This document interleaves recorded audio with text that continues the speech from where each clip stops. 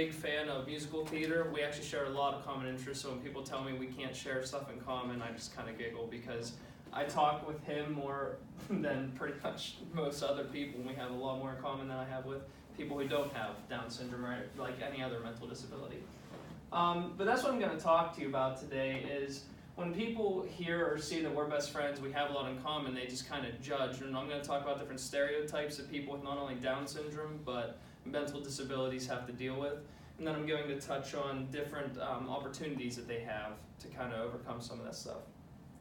So one stereotype that they often face is the slang term retarded. That I have witnessed it happen.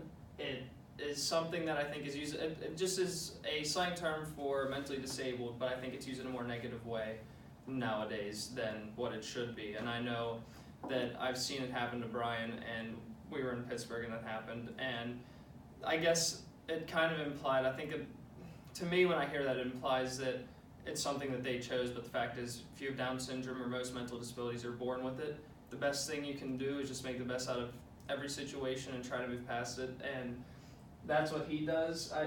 It was kind of like a discrimination in my opinion, because they see him and they immediately are like, oh, you can't be with, like, what the heck's he doing with that guy? Like, I'm walking with my backwards hat on, and then I'm with Brian, and they're like, what's he doing with it? And then he used the word retard.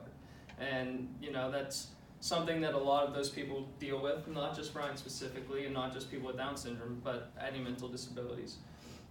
Another kind of stereotype is that people with Down syndrome and mental disabilities deserve pity.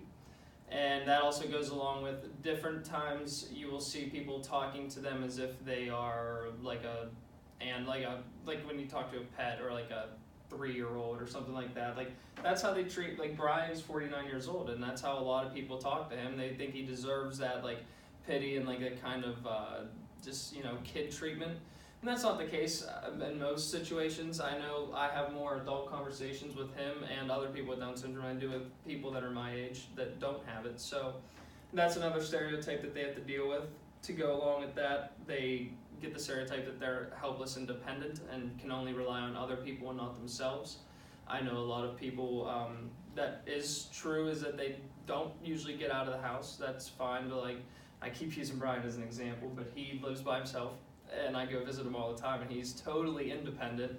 So it hurts me to see that one of the stereotypes, when I was researching a little bit, one of the first things that popped up was they're dependent and very like helpless, and I was immediately like, nope, gotta talk about that, because that's not always the case.